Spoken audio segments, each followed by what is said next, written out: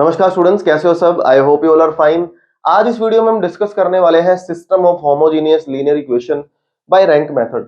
Homogeneous system को हम पहले से भी पढ़ के जा चुके हैं, जहां पे हमने डिटर्मिनेंट की हेल्प से समझा था कि डिटर्मिनेंट अगर नॉट इक्वल टू जीरो है तो क्या आंसर निकलता है, इक्वल टू जीरो है तो क्या आंसर निकलता है। आज हम समझेंगे कि अगर मेरे पास रैंक मेथड के अकॉर्डिंग क्वेश्चन पूछा जाता है या कोई भी एंट्री गिवन दी जाती है तो किस तरीके से हम कर सकते हैं। तो वेलकम टू गेट स्मैशर्स। मेरा नाम है अंकित अरोड़ा। बिना किसी देरी के स्टार्ट करते हैं। देखो, अगर वो कोई सिस्टम होमोजेनियस सिस्टम है तो इसका सीधा सीधा मतलब क्या है कि वो system AX is equal to null matrix की फॉर्म में होगा, यानी कि इस फॉर्म में होगा, है ना, जहां पे कुछ इक्वेशंस होंगी और राइट साइड में सारी एंट्री मेरे पास क्या होंगी, जीरो के इक्वल होंगी। इसी को होमोजेनियस सिस्टम बोलते हैं। और एक एंट्री भी नॉन इक्वल टू जीरो आई तो दैट मींस वो नॉन होमोजेनियस सिस्टम हो जाएगा। जहां पे ए मैट्रिक्स मेरे पास कुछ इस तरीके से निकलेगी, सारे कोफिशिएंट से बनने वाली मैट्रिक्स, और अननोन वेरिएबल से बनने वाली एक्स मैट्रिक्स हो जाएगी। और यहाँ पे बी मैट्रिक्स का कोई काम ही नहीं है, क्योंकि सारी की सारी एंट्री मेरे पास क्या है, जीरो के इक्वल है, तो वो नल मैट्रिक्स ही हो गई।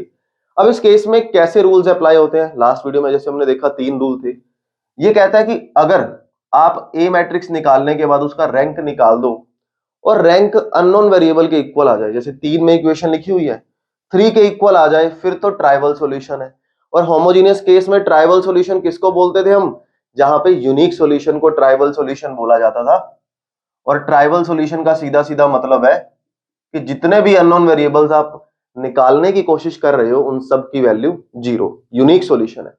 लेकिन अगर रैंक मेरे पास लेस देन अन आ गया, यानी कि लेस देन अननोन वेरिएबल्स आ गए, तब हम बोलेंगे इनफाइनाइट सॉल्यूशन है, कि वही एक्स जेड की वैल्यू के में लेट कर लो और एक्स वाई की के में निकाल दो। बट यहां पे एक चीज आपने हाईलाइट जरूर करनी है कि अगर मेरे पास इनफाइनाइट सॉल्यूशन आया तो दैट मींस डिटर्मिनेंट हमेशा जीरो होगा। क्योंकि देखो, अगर determinant not equal to zero हो गया, इसका सीधा सीधा मतलब है कि जो हाईएस्ट माइनर था, या 3/3 का माइनर ही लगा लो, हाईएस्ट जो माइनर था 3/3 का, उसका जो रिजल्ट आया वो तो नॉट इक्वल टू जीरो है। इसका मतलब रैंक कितनी हो गई, 3।